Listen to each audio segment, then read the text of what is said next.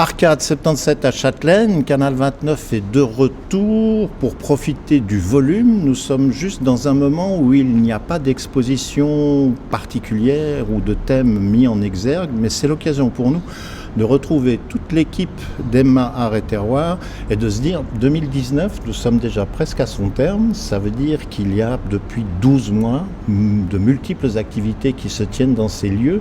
Alors est-ce qu'on pourrait en évoquer quelques-unes pour essayer de se rendre compte de ce que représente aujourd'hui cet espace que peuvent avoir les Vergnolans, mais également d'autres communes ou nos amis frontaliers?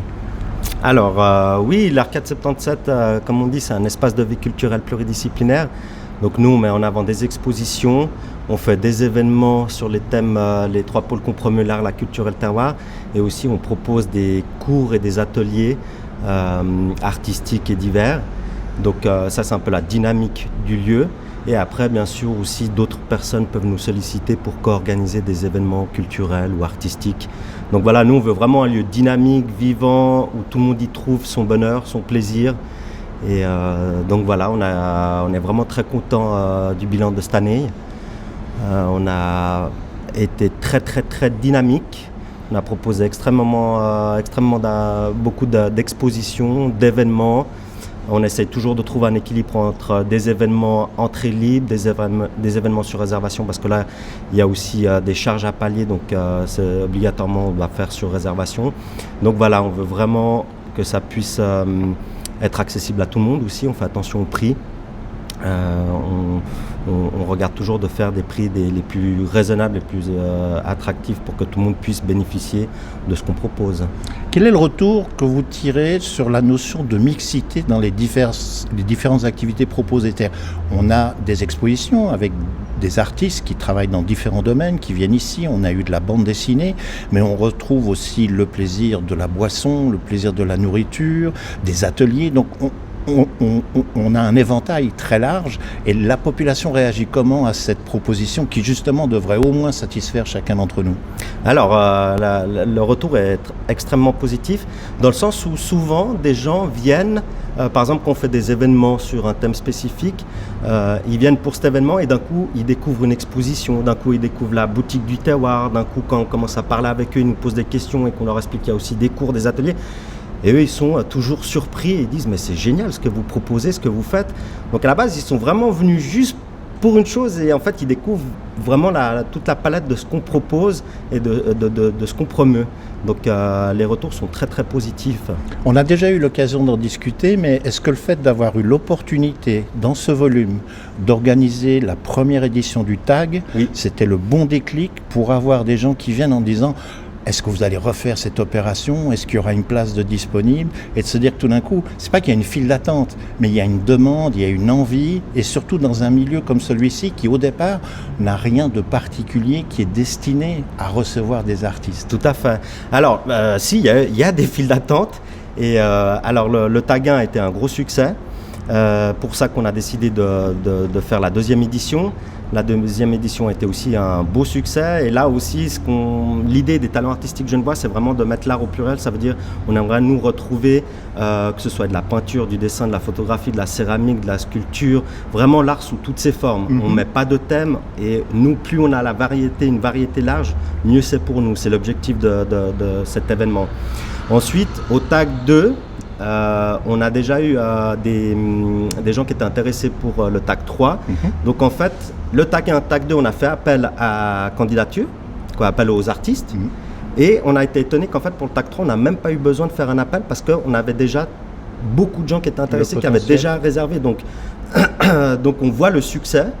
Et là maintenant, si on a la possibilité de pouvoir continuer à animer cette arcade, on a déjà des gens qui réservent et qui aimeraient participer au TAG 4. D'accord. L'idée, c'est d'en proposer 2 par année.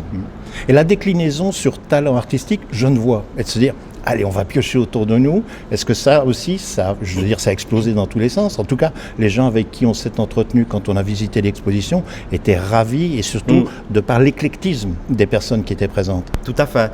Alors, on l'appelle les talents artistiques genevois, mais après, nous, comme on l'a toujours présenté, et comme on le dit, on n'a pas de frontières, on n'aime pas les frontières. Donc le nom porte les talents artistiques genevois, mais Principalement, c'est des artistes de la ville de Genève. On a eu dans chaque événement aussi des artistes de Vernolian, mais aussi on a eu quelques artistes qui ont pu être de Vaud ou de France voisine. D'accord. Parce que nous, l'objectif, c'est vraiment d'offrir la visibilité, d'offrir la possibilité à tous les artistes.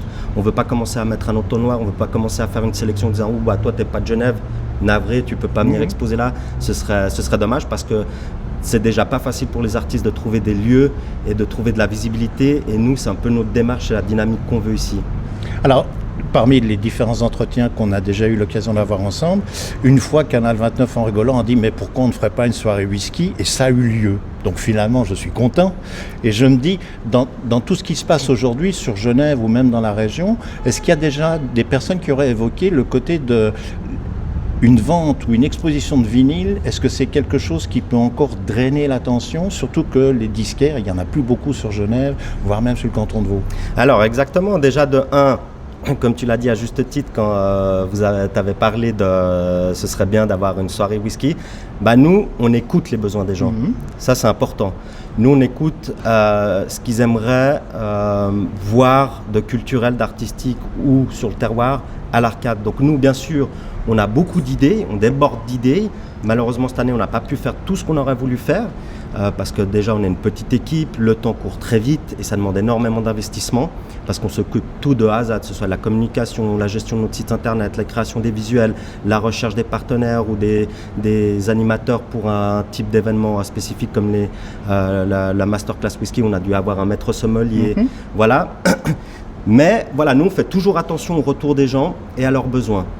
Maintenant pour les vinyles, ça tombe bien parce que j'allais justement t'en parler d'ici peu, après ça en fait, parce que je me rappelle que on avait discuté de ça et je pense que ça c'est quelque chose qu'on aimerait mettre en avant l'année prochaine, si on a la chance toujours d'être ici, parce que on voit aussi que ça revient à la mode. Il y a toujours cette vague après tant d'années, les choses anciennes qu'on fait plus ou qu'on n'écoute plus, ou les moyens, avant c'était les vinyles, maintenant on est au CD, MP3, tout ça, ça revient et les gens ont un intérêt. Donc nous aussi, l'idée c'est de pouvoir proposer ce genre d'événement et de pouvoir contribuer à cette relance, à cette dynamique et à ce besoin.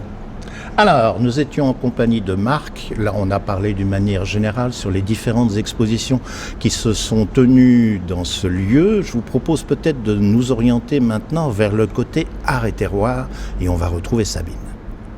Merci. Quand on évoque l'association EMA Art et Terroir, il y a 2 aspects, dont notamment art et terroir. Et là, nous allons être sur la partie terroir, et c'est avec Sabine. Alors là aussi, Sabine, en 12 mois qui se sont écoulés, il y a eu à la fois, comme d'autres expositions, une grande palette de mixité, de rendez-vous avec des origines différentes, avec des saveurs différentes qui ont été proposées à la population. Quels sont les retours que vous avez eus des différentes formules qui ont été proposées ? Les retours, ils étaient très positifs. Les gens ont découvert des choses ou redécouvert. Et puis même nous, on a découvert pas mal de typicité en mettant à l'honneur, par exemple, la Grèce avec une soirée 100% grecque où, en plus de la danse, de la musique typique, même une expo, il y avait tout le terroir grec. Donc on s'est régalé. Je dis pas que je connaissais pas, mais on a redécouvert des petites pépites bien gourmandes. Et là, les gens, ils ont adoré. C'était très très fun. Soirée arbre à fondu par exemple aussi, ça très sympa. Donc la thématique fondue c'est une chose, mais de le manger sur un arbre à fondu, debout, bonne ambiance, avec une bonne fondue de Fribourg. Donc là aussi que des retours positifs. D'ailleurs on l'avait fait, c'était un des premiers événements qu'on avait fait en ayant l'Arcade. Et on a renouvelé cette soirée-là il y a 2 semaines, je crois, si mes souvenirs sont justes. Et voilà, très sympa, par exemple. Dans la mixité, il y a aussi un rendez-vous qui a été fabuleux. En tout cas, nous, on a été fascinés. C'était l'occasion pour la population de redécouvrir l'une des plus anciennes boissons au monde, à savoir la bière. Et en plus de savoir que nous avions autant de brasseries sur notre canton, je crois que la majorité des gens ont été plus que surpris. Et il y a eu un accueil qui a été très chaleureux. Et les images, pour une grande partie, ont été reprises par chacun des brasseurs sur leur site internet. Ce qui veut dire qu'on arrive par l'occasion de rassembler quelque chose qui ne parle pas nécessairement à tout le monde, à créer un événement où on fait le buzz.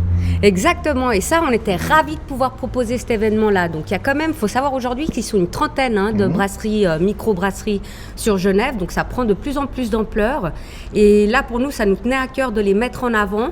D'ailleurs, toute l'année, on propose que des bières locales, artisanales. Et en effet, là, c'était, si mes souvenirs sont bons, le 2 mars, donc aussi un des premiers événements qu'on a mis en place. Et là, ils étaient 5 brasseurs. Chacun avec son stand, ils avaient sélectionné 2-3 bières différentes et du coup les gens étaient invités à déguster les différentes variétés des bières qu'ils ont confectionnées.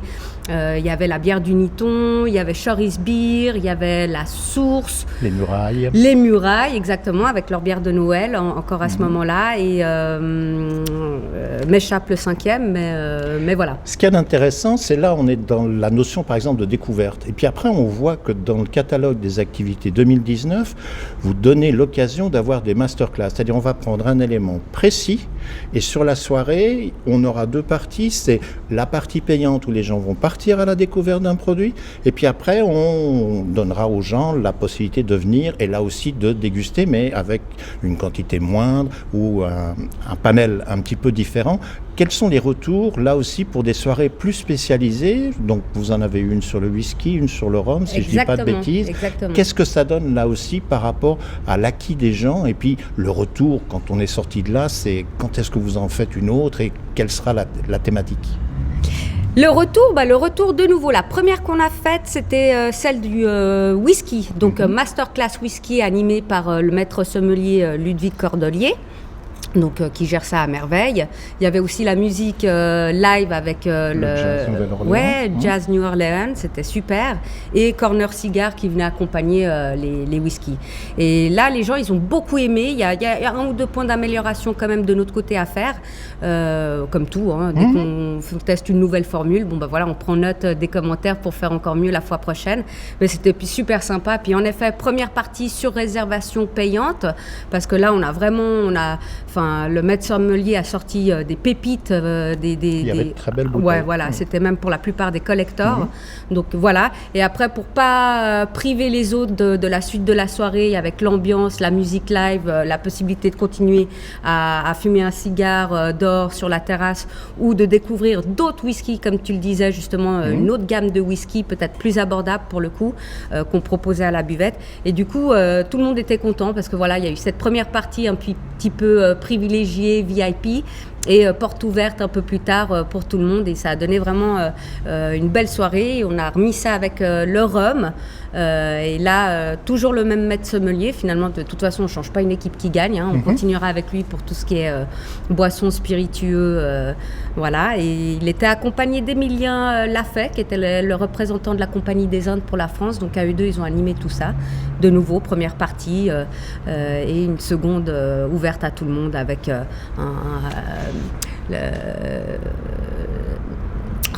j'ai mon frère qui me fait un clin d'œil et ça me dérange. C'est pour ça que je ne regarde pas. Je veux pas te voir. Dans la déclinaison, là, on a évoqué le whisky et le rhum qui ont pu être réalisés. Est-ce que dans le désir ou les souhaits des gens qui ont participé à ce genre de soirée, il y a eu des demandes précises, par exemple le gin, la grappa, partir sur les cognacs, les armagnacs, ou bien c'est plutôt renouveler ce type d'événement, mais sans désir particulier? Alors, j'ai pas le souvenir que quelqu'un est venu nous demander sur un nouveau spiritueux spécifique. En revanche, il est évident que nous, on va continuer, mais on va changer de spiritueux. Maintenant, on a fait whisky, on a fait rhum. Veut pas dire qu'on ne les refera plus, mais on fera, je comprends toujours pas ce qu'il me dit mon frère derrière, donc il m'embête, vin. Une soirée sur le vin, on va faire une soirée sur le vin. On aimerait faire une soirée aussi autour du... mais 5 décis, on Pardon, mais voilà, ça c'est l'équipe Emma, on rigole. Mais oui, sur le vin, avec des accords, pourquoi pas une fois partir que sur le vin italien, quels accords avec les mets, etc. Et puis également avec les champagnes, j'ai vraiment envie de faire quelque chose avec les champagnes.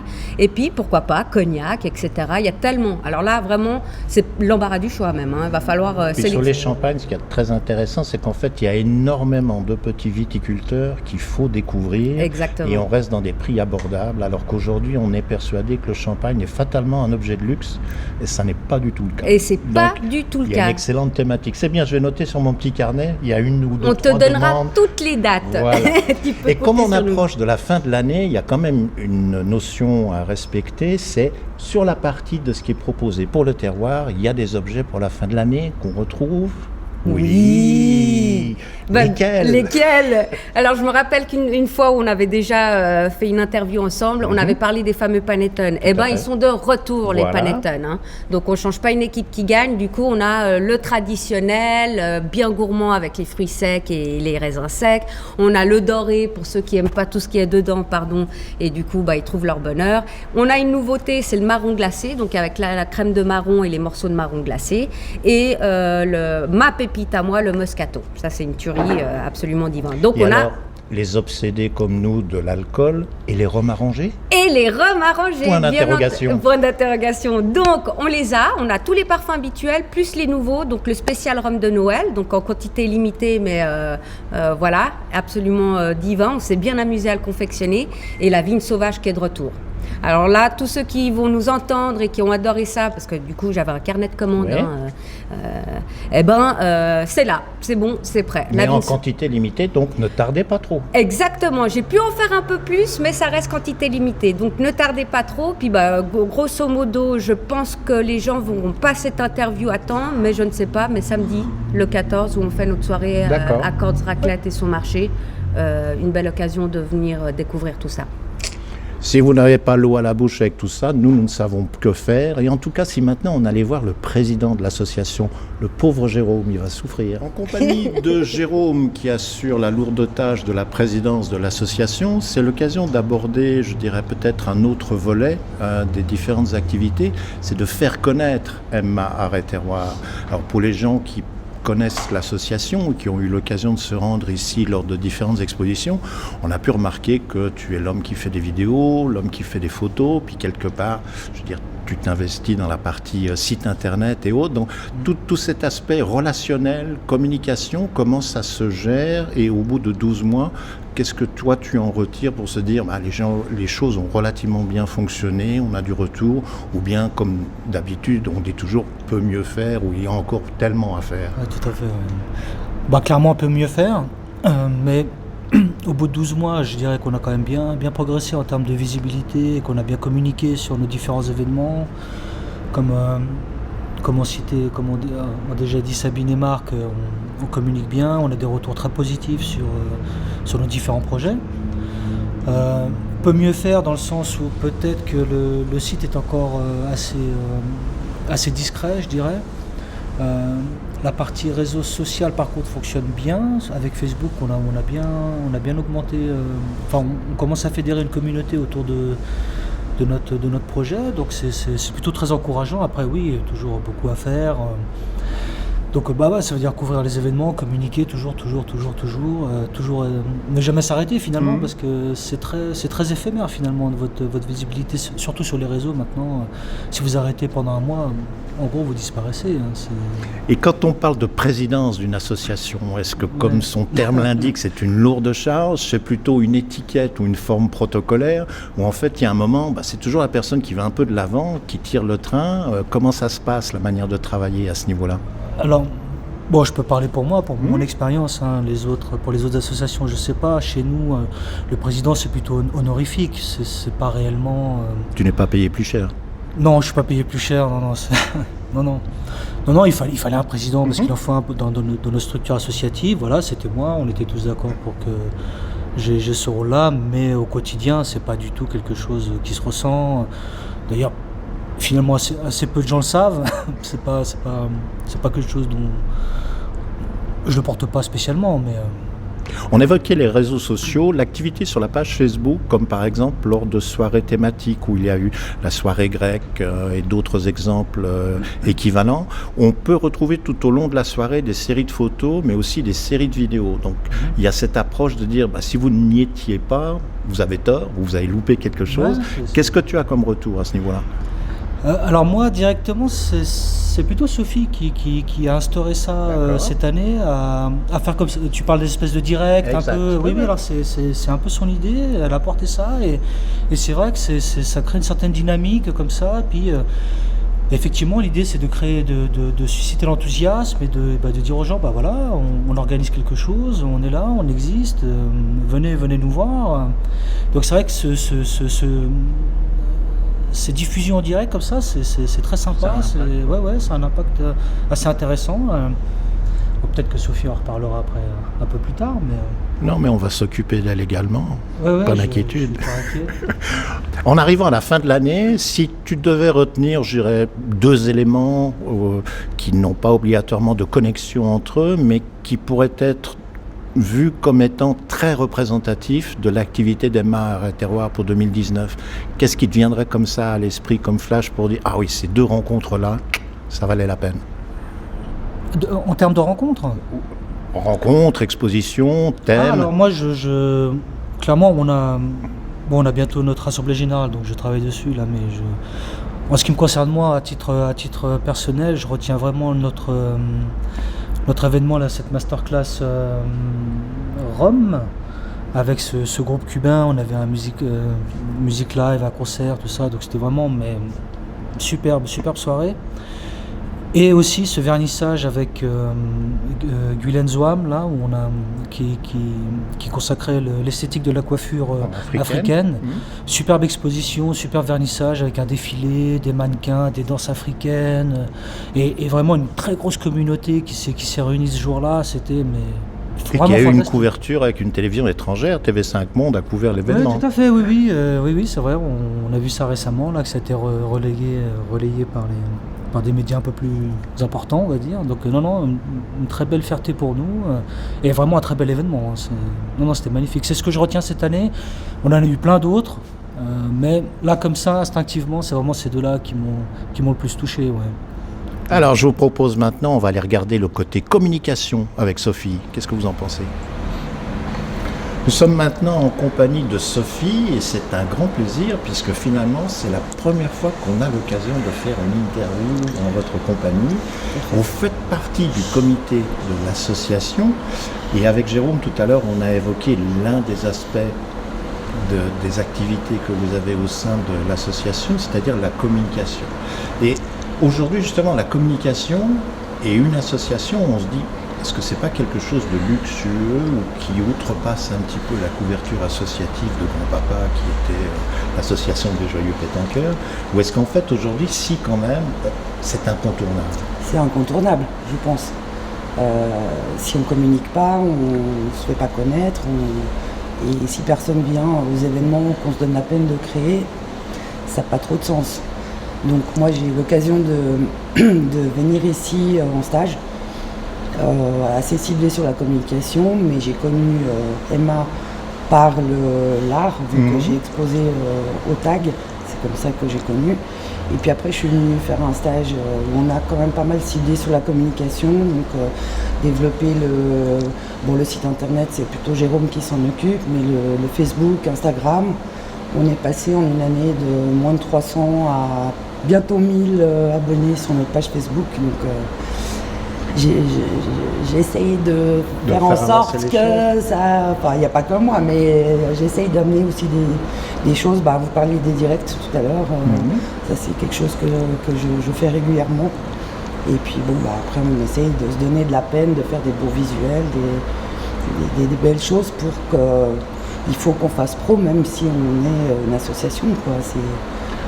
Ce côté de l'utilisation de l'activité du réseau social, est-ce que ça crée une communauté qui est finalement intéressée par les activités de l'association, ou c'est aussi une communauté qui se divise entre tous ceux qui ont eu l'occasion d'exposer pour l'association et ceux qui sont intéressés par les activités de l'association ? C'est un tout, je pense. C'est un tout. Ouais, je pense que c'est un tout. Ouais. Aujourd'hui, se retrouver dans une exposition en se disant, par exemple, ce que nous avons derrière nous, c'est l'une de vos œuvres. Comment on interprète, je dirais, le commentaire des gens en étant avec son côté d'artiste, avec son côté membre du comité, membre de l'association, et selon ce qu'on entend, de se dire, pas évident. Bon, moi, je suis pas susceptible. J'ai l'habitude, de par mon métier de base, où bon, je sais qu'on peut pas plaire à tout le monde. Bon, en l'occurrence, là, pour cette expo qui était le regard artistique genevois, on a eu un très bon écho. On a eu des articles et des interviews dans divers médias. On a même eu une lettre de félicitations de Thierry Apotello, j'allais dire le conseiller d'État, c'est ça? Voilà, désolée, je suis en politique. Mais bon, ça nous a vraiment fait plaisir parce qu'il voit l'implication que tous on met dans tous les événements qu'on fait, on s'implique tous énormément. Ça passe par la communication, mais aussi par l'organisation, et on essaie vraiment de faire au mieux et au plus professionnel, même si on reste une association. Moyens, voilà. Et pour vous, sur l'activité 2019, quels seraient peut-être un ou deux événements qui se détachent, je dirais, du lot, parce qu'on sent que là, il y a eu un impact, il y a eu quelque chose, ça a amené cette petite étincelle de nouveauté.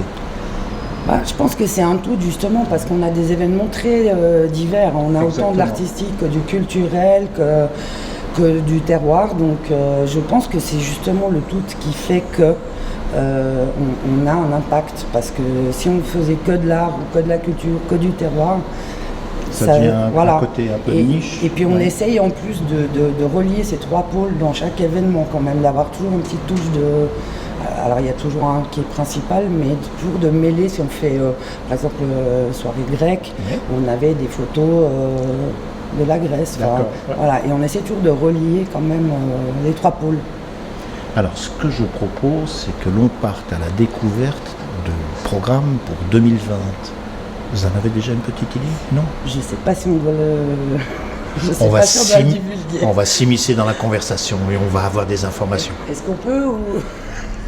On se retrouve en compagnie de toute l'équipe d'Emma Art et Terroir. C'est l'occasion maintenant d'aborder un sujet qui va passionner les foules, l'agenda 2020. J'ai entendu dire qu'il y a des choses dans les tuyaux. Oh, beaucoup de Est-ce choses, que je vais pouvoir obtenir quelques confidences de certains membres de l'équipe? Attention, nous ne libérerons personne avant d'avoir des informations. Roulement de tambour. Qui est-ce qui se lance? Le côté art, le côté terroir? Alors, le président, Sophie. Je ne prends aucun risque, moi. Voilà, je me disais aussi.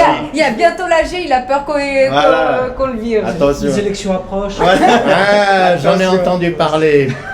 Alors, si on passe sur le côté, on va dire art exposition ou soirée thématique? Non, alors c'est plutôt un ensemble là. Hein. D'accord. Ouais, mais si on part sur l'art et puis les expositions, alors effectivement, on a déjà ça, c'est quelque chose qui marche extrêmement bien ici. On a déjà une liste d'attente.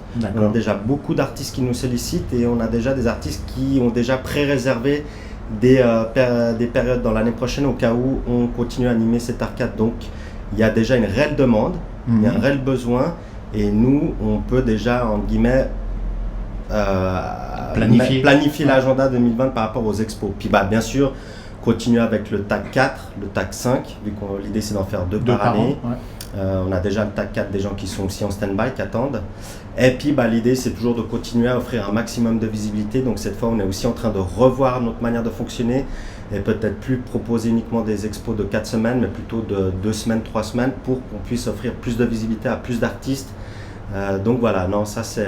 et on aimerait bien refaire les regards artistiques Genevois, l'édition 2, parce que ça avait beaucoup plu et c'est quelque chose qui nous tient à cœur. Et c'est aussi un bon moment de mettre en avant le canton et la ville de Genève sous le regard des artistes. Les ateliers, Sophie, des projets pour 2020, en tout cas janvier-février? Alors janvier-février, pas trop. Hein, on a un atelier le 18 décembre là, sur confection de biscuits de Noël avec sa boîte. Donc on fait justement terroir et art quand même. Et puis après on va développer des ateliers. On va essayer de développer des ateliers aussi pour les seniors, des choses comme ça. On va essayer d'étoffer un petit peu l'offre.